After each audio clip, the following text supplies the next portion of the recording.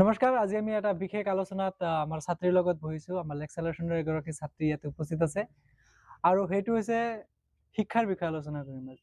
তো সৰ্বপ্ৰথমে তোমাৰ পৰিচয়টো দিলো আমাৰ দৰ্শকসকলক। মই তাসমিনা, মই সপ্তম শ্ৰেণীৰ এগৰাকী ছাত্ৰী। ঠিক আছে, যেহেতু আজি আমি শিক্ষাৰ বিষয়ে আলোচনা কৰিম, তো তুমি সৰ্বপ্ৰথমে শিক্ষাৰ শব্দৰ অৰ্থ মানে কি বুজা আচলতে? ছাৰ, শিক্ষা শব্দৰ অৰ্থ মই সিমান ভালকে ক'ব নোৱাৰিম, কিন্তু শিক্ষাৰ গুৰুত্ব মই বুজি পাওঁ। শিক্ষা মানে কেৱল লিখা পঢ়া নহয়, শিক্ষা মানে মানুহৰ ভিতৰত থকা ভাল চিন্তা, সৎ ব্যৱহাৰ আৰু জ্ঞানৰ বিকাশ। শিক্ষাই মানুহক সমাজত সঠিকভাৱে চলিবলৈ শিকায়। বঢ়িয়া, সুন্দৰ, তোমাৰ উত্তৰটো আমাৰ ভাল লাগিল। ওকে, বৰ্তমান সময়ত শিক্ষাৰ গুৰুত্ব কেনেকৈ বৃদ্ধি পাইছে বুলি তুমি ভাবা? ছাৰ, আজিৰ যুগটো হৈছে প্ৰযুক্তি আৰু প্ৰতিযোগিতাৰ যুগ। যাৰ শিক্ষা নাই তাৰ আগবাঢ়ি যোৱাত কষ্ট হয়। শিক্ষাই মানুহৰ সমাজত সঠিকভাৱে চলিবলৈ শিকায়, মানুহৰ চাকৰি পোৱাৰ আৰু জীৱন উন্নতি কৰাত সহায় কৰে, আৰু শিক্ষাই মানুহক সমাজত সন্মান লাভ কৰাৰ সুযোগ দিয়ে। আৰু এটা প্ৰশ্ন, তুমি শিক্ষা কিদৰে গ্ৰহণ কৰা? মানে তুমি বাহিৰত শিক্ষা কেনেকে গ্ৰহণ কৰা, বিদ্যালয়ত কেনেকে শিক্ষা গ্ৰহণ কৰা, তাৰ বিষয়ে অলপ ক'বা নেকি? ছাৰ, মই বিদ্যালয়ত শিক্ষকৰ পৰা পঢ়ো, কিন্তু ঘৰত মই অনলাইনৰ সহায় লৈ পঢ়ো। মোৰ স্কুলতো ডিজিটেল ক্লাছ আৰম্ভ হৈছে, য'ত প্ৰজেক্টৰৰ সহায়ত পঢ়োৱা হয়, আৰু আবেলি সময়ত মই লেকচাৰ প্ৰেক্টিচ কৰোঁ। বৰ্তমান শিক্ষা ব্যৱস্থাৰ বিষয়ে তুমি কি ক'বা অলপ? বৰ্তমান শিক্ষা ব্যৱস্থাৰ বিষয়ে কি ক'বা? মই ভাবো শিক্ষা কেৱল কিতাপতে সীমাবদ্ধ থাকিব নালাগে। পঢ়াৰ সৈতে ব্যৱহাৰিক শিক্ষা, স্কুল বেছড এডুকেশ্যন দিব লাগে। উদাহৰণস্বৰূপে কম্পিউটাৰ, হাতৰ কাম, কৃষি, উদ্যোগ, সংগীত এইবোৰো শিকোৱা উচিত। তাত ছাত্ৰ ছাত্ৰীয়ে নিজৰ প্ৰতিভা চিনিব পাৰিব। ঠিক আছে, শিক্ষাত শিক্ষকৰ ভূমিকা কেনে হ'ব লাগে বা শিক্ষকৰ ভূমিকা কেনেকুৱা? শিক্ষক হৈছে আমাৰ জীৱনত পথ প্ৰদৰ্শক। তেওঁলোকে আমাক সঠিক দিশ দেখুৱায়।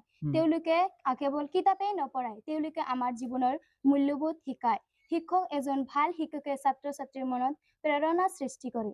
বঢ়িয়া, সুন্দৰ, তোমাৰ উত্তৰটো আমাৰ ওচৰত বহুত ভাল লাগিল। এজন শিক্ষক জীৱনৰ পথ প্ৰদৰ্শক, হয় না? এতিয়া আৰু এটা প্ৰশ্ন মই সুধিম, শিক্ষাৰ ক্ষেত্ৰত পিতৃ মাতৃৰ কিবা ভূমিকা আছে নেকি? হয়, পিতৃ মাতৃ হৈছে শিশুৰ প্ৰথম শিক্ষক। তেওঁলোকে নিজৰ সন্তানক সঠিক দিশ দেখুৱায়। পিতৃ মাতৃ যদি শিক্ষাৰ গুৰুত্ব বুজি যদি সন্তানক উৎসাহ দিয়ে, তেন্তে সন্তানো আগবাঢ়িব। তো শিক্ষাৰ ক্ষেত্ৰত ছাত্ৰ ছাত্ৰীৰ ভূমিকা কেনেকুৱা হ'ব লাগে? যেহেতু তুমি ছাত্ৰী হোৱা, হয়, তো শিক্ষাৰ ক্ষেত্ৰত ছাত্ৰ ছাত্ৰীৰ ভূমিকা কেনেকুৱা হ'ব লাগে? ছাৰ, প্ৰথম দায়িত্ব হৈছে সময়ৰ সঠিক ব্যৱহাৰ, নিয়মিত পঢ়া, শিক্ষকৰ আদেশ মানি চলা, লগতে অন্য ছাত্ৰ ছাত্ৰীক সহায় কৰাটো আৰু সমাজৰ বাবে কিছু কৰাটো শিক্ষাৰ এটা অংশ হয়। বঢ়িয়া, সুন্দৰ, মজাৰ উত্তৰ। আশা কৰিম আৰু তুমি আগবাঢ়ি যাবা। কিন্তু এইখিনিতে মই আৰু এটা কুৱেশ্যন মোৰ মনত ঘূৰি আছে, আৰু সেই কুৱেশ্যনটো হৈছে, শিক্ষাই আচলতে সমাজক উন্নতি কৰিছে না নাই, বা শিক্ষাইতো সমাজৰ মেৰুদণ্ড, জাতিৰ মেৰুদণ্ড বুলি কোৱা হয়। শিক্ষাই সমাজক কেনেকৈ উন্নতি কৰিব পাৰে বা কেনেকৈ কৰে বুলি তুমি ভাবা? ছাৰ, শিক্ষাই সমাজৰ দিশ পৰিৱৰ্তন কৰে।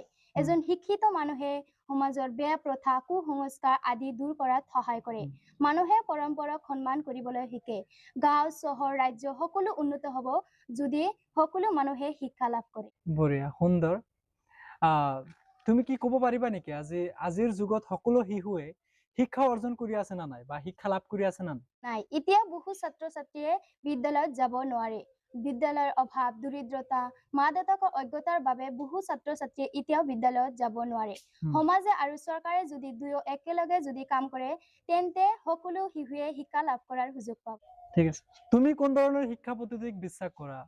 মানে কেৱল কিতাপ পঢ়া নেকি ব্যৱহাৰিক শিক্ষাও আমাৰ প্ৰয়োজন আছে? ছাৰ, দুয়োটাই প্ৰয়োজন।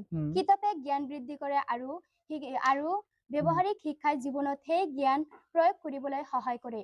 দুয়োটা একে গাড়ীৰ চকাৰ দৰে। ঠিক আছে, সুন্দৰ। এতিয়া মই এটা এনেকুৱা গুৰুত্বপূৰ্ণ প্ৰশ্ন তোমাক সুধিম, যিটো প্ৰশ্ন, তোমাৰ সপোন কি? তোমাৰ সপোনটো কি হয়? ছাৰ, মই এজন শিক্ষক হ'ব বিচাৰো, কাৰণ মই চাওঁ বহু ছাত্ৰ ছাত্ৰী এতিয়াও বিদ্যালয়ত যাব নোৱাৰে।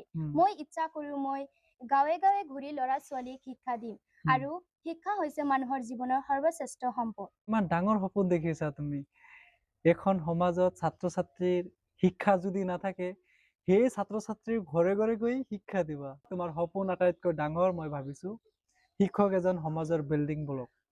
তো তুমি শিক্ষিত সমাজ কিদৰে চাব বিচাৰা শিক্ষিত সমাজ কেনেকুৱা হ'ব লাগে বুলি তুমি ভাবা স্যাৰ এখন শিক্ষিত সমাজ মানে য'ত সকলো মানুহে সমান অধিকাৰ সমান সচেতনতা পায় এখন শিক্ষিত সমাজত অজ্ঞতা দৰিদ্ৰতা আৰু বৈষম্য কম সকলো মানুহে একেলগে আগবাঢ়ে শেষত তুমি অন্য ছাত্ৰ ছাত্ৰীলৈ নহলে বা তোমাৰ আহ সহপাঠীসকলক কেনেকুৱা বাৰ্তা দিবলৈ বিচাৰিছা স্যাৰ শেষত মই সকলো সহপাঠীক কম যে শিক্ষা হৈছে জীৱন দ্বীপ লিখা এই দ্বীপ লিখা নুমাই দিব নালাগে মনোযোগেৰে পঢ়িব সময় নষ্ট নকৰিব আৰু শিকাৰ বাবে মনোবৃদ্ধি ৰাখিব শিক্ষাটো কেৱল নিজৰ বাবে নহয় সমাজৰ বাবেও মিছ তাসমিনাক মই অশেষ ধন্যবাদ জনাইছো আজি আমাৰ এই শ্ব'ত উপস্থিত হোৱাৰ কাৰণে আৰু তুমি ইয়াত উপস্থিত হোৱাৰ কাৰণে মই অশেষ ধন্যবাদ জনাইছো আৰু মই বৰ আনন্দিত হৈছো এইখিনিতে মই ছাত্ৰ ছাত্ৰীলৈ লেকচাৰেশ্যনৰ ফালৰ পৰা শিক্ষা উপলক্ষে দুই এষাৰ লাইন আমি তোমালোকক ক'বলৈ বিচাৰিছো শিক্ষা হৈছে জাতিৰ মেৰুদণ্ড যি অৰ্জন কৰিব নোৱাৰিলে যেনেকুৱা মানুহে ৰাজহাড় অবিহনে চলিব নোৱাৰে ঠিক তেনেকুৱা শিক্ষা যদি নাথাকে সেই জাতিটো আগবাঢ়ি যাব নোৱাৰে তো মই তাসমিনাক আমি অশেষ ধন্যবাদ জনাইছো থেংক ইউ ময়ো আপোনাক ধন্যবাদ জ্ঞাপন কৰিছো আপোনাৰ লগত কথা কোৱাৰ সুযোগ পোৱাৰ বাবে বঢ়িয়া থেংক ইউ